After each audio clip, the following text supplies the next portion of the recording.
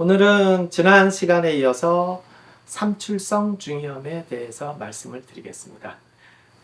삼출성 중이염이라고 하면 세균성 감염이 없이 귀 안에 물이 차는 것을 삼출성 중이염이라고 합니다. 이 삼출성 중이염의 원인은 이관 기능이 이상에 의해서 생기는 것입니다.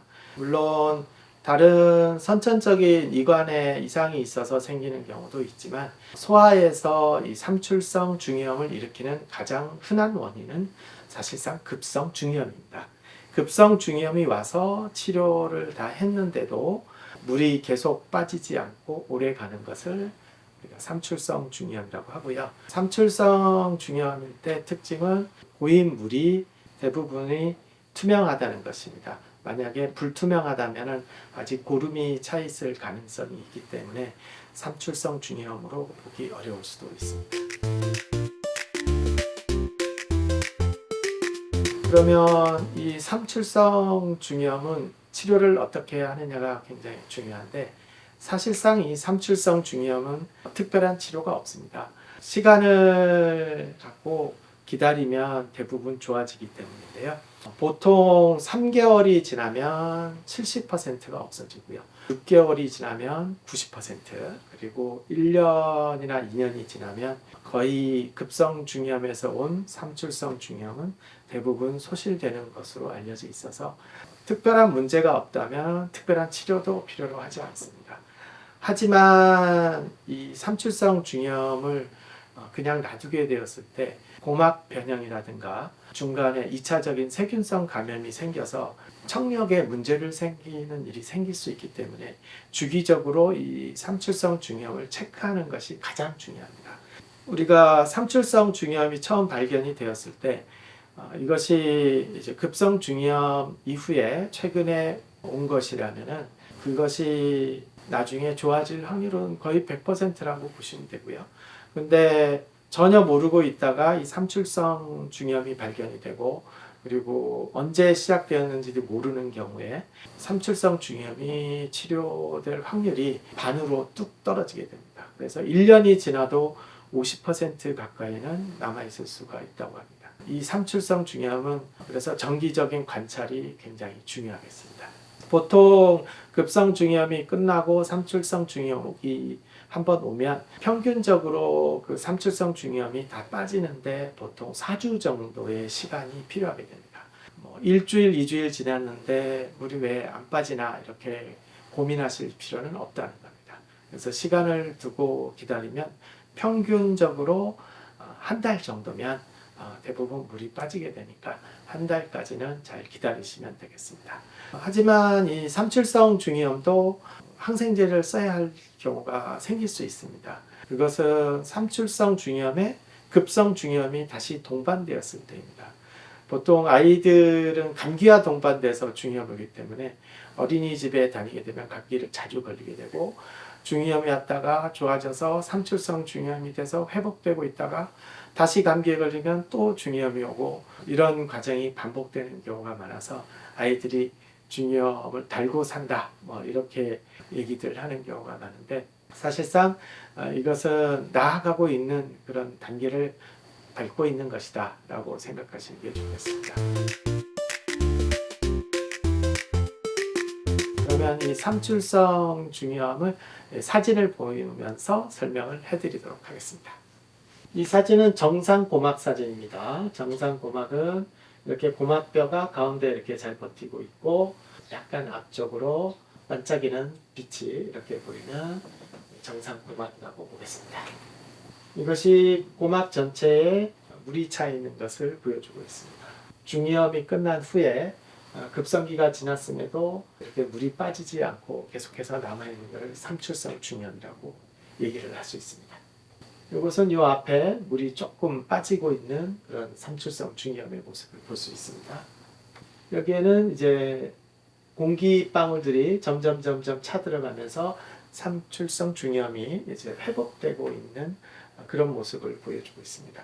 이렇게 공기방울들이 들어가는 모습을 보이게 되면 이제 이관 기능이 많이 돌아왔구나, 그래서 삼출성 중이염이 거의 끝나겠구나 하는 것을 알 수 있습니다. 이거는 이제 거의 좋아진 삼출성 중이염으로 물이 공기가 차면서 이제 거의 다 빠져나가서 흔적만 남은 모습을 볼 수 있습니다. 이것도 마찬가지로 삼출성 중이염인데 이렇게 까만색으로 나오는 거는 고름이 아니라 출혈이 같이 동반되었을 때 이렇게 고막이 까만색으로 나올 수가 있습니다. 이러한 삼출성 중이염에서 이렇게 출혈이 동반되는 경우가 가끔 있는데 보통 한 달에서 두 달 이내에 대부분 없어지는 경우가 많기 때문에 크게 걱정을 안 하셔도 되지만 계속 좋아지는지는 꼭 확인하셔야 됩니다. 이것은 고막 유착이 된 사진입니다. 여기 원래 고막뼈가 있고 이 뒤쪽에 고막뼈가 하나 더 보이죠. 그래서 고막이 뒤쪽으로 달라붙어서 이렇게 유착이 된 모습을 보이고 있습니다. 그래서 정상 소견으로도 보일 수 있는 이 고막뼈가 여기는 완전히 드러나 있는 모습을 보여주고 있습니다. 전체적으로 아직 물도 차 있고요. 이렇게 고막이 고막뼈에 들러붙어 있는 경우는 청력 기능에 손실을 가져올 가능성이 있기 때문에 튜브 삭관 치료를 해야 될 가능성이 많아집니다. 이 사진도 마찬가지로 고막 유착이 이렇게 포켓처럼 이렇게 잡혀 있는 모습을 보이고 있습니다. 굉장히 오래된 삼출성 중이염이고 이렇게 포켓이 돼서 들러붙어 버리면 청력 저하가 동반될 수 있습니다. 이렇게까지 가기 전에 미리 튜브 삭관술을 해서 이렇게 유착이 생기지 않도록 예방하는 것이 중요합니다.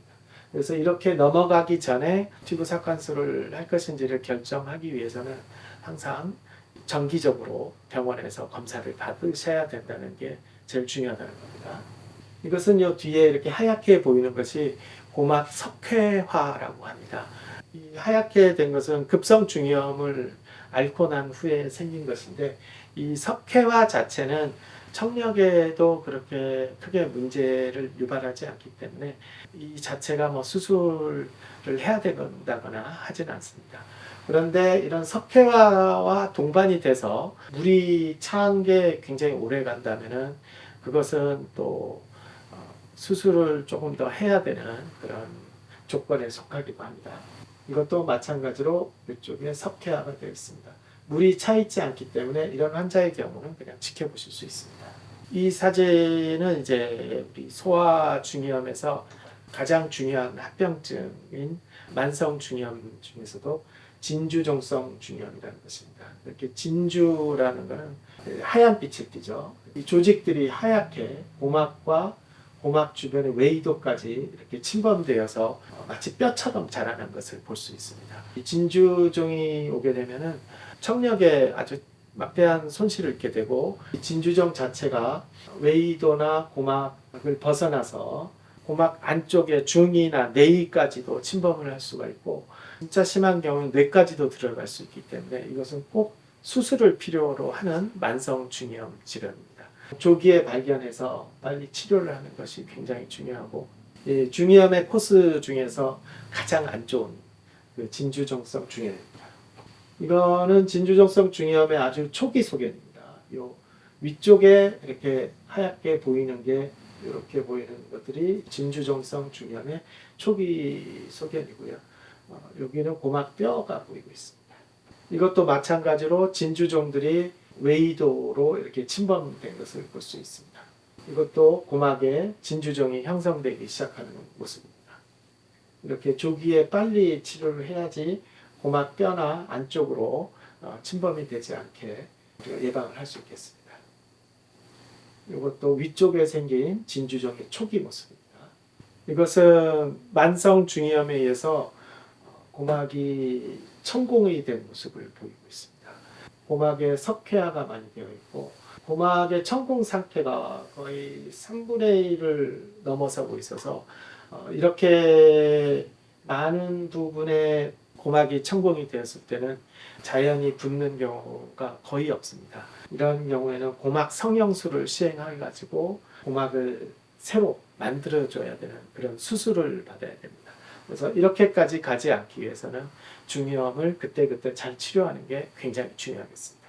이것은 삼출성 중이염을 치료하기 위해서 고막 튜브를 삭관한 모습입니다. 사실 이거는 튜브가 빠진 상태예요. 원래 구멍은 여기였는데 이 고막 튜브가 보통 튜브 삽관술을 하고 6개월에서 12개월이 되면 자연히 빠지게 되어 있습니다. 그래서 고막 튜브가 빠져서 옆으로 이제 밀려나서 고막이나 웨이도는 계속 바깥쪽으로 이렇게 자라나는 습성이 있습니다. 그래서 점점 밀어서 웨이도를 타고 귀 바깥으로 점점 밀려나오게 됩니다. 대부분 이렇게 고막에 남은 상처들은 사이즈가 작기 때문에 자기대로 붙어서 나중에 문제가 되는 경우는 많지 않습니다. 이것도 다른 종류의 고막 튜브를 삽관한 모습을 보여주고 있습니다. 고막 튜브를 삽관을 하는 것은 언제 고려해야 되느냐가 굉장히 중요한 문제가 되는데요. 우선 이 삼출성 중이염이 한쪽으로 왔을 때는 6개월, 그리고 양쪽으로 왔을 때는 3개월이 지나면 고막 튜브 삽관을 고려하라고 되어 있습니다. 단 이때 우리가 삼출성 중이염의 자연 경과를 알고 있기 때문에 급성 중이염에 의해서 온 삼출성 중이염이라면은 시간이 지나면 90%에서 100% 가까이 다 회복될 것을 알기 때문에 우리가 경과를 잘 알고 있는 그런 삼출성 중이염이라면은 12개월까지는 충분히 기다릴 수도 있다고 보시면 되겠습니다. 그리고 이 고막 튜브 수술을 고려해야 될 나이는 만 2세에서 3세 사이에 이 물이 너무 오래 찰 때, 특히 양쪽에서 3개월 그리고 한쪽에서 6개월 이상 차게 되면 청력에 문제가 생길 수 있습니다. 청력이 떨어지게 되면 이 만 2세에서 3세 사이에는 언어 발달에 가장 중요한 시기이기 때문에 이때는 아기가 언어 발달이 잘 이루어지고 있는지 그것을 확인을 해서 만약에 언어 발달이 잘 이루어지지 않다고 생각이 된다면 고막 튜브 시술을 일시적으로 하는 것도 고려를 해봐야 할 때이기도 합니다. 그 시기가 아니라면 급성 중이염에 의한 삼출성 중이염은 굳이 수술까지 가는 경우는 많지 않다. 기다려 볼 수 있다. 이렇게 알고 계시면 되겠습니다. 그리고 청력 검사를 했을 때 양쪽이 다 30dB 이상 청력 손상이 있다면 이때도 마찬가지로 고막 튜브 시술을 고려하게 됩니다. 여기서 가장 중요한 것은 마찬가지로 삼출성 중이염이 왔을 때는 병원에서 1, 2주 간격 처음에 계속 진료를 받으시다가 나중에 최소 한 달에 한 번은 물이 빠지고 있는지 고막 변형이 오고 있지 않은지 아니면 다른 합병증이 생기고 있지는 않은지 확인하는 것이 가장 중요하다는 것입니다. 네, 이렇게 오늘은 삼출성 중이염까지 알아보았습니다. 다음에 또 뵙겠습니다. 감사합니다.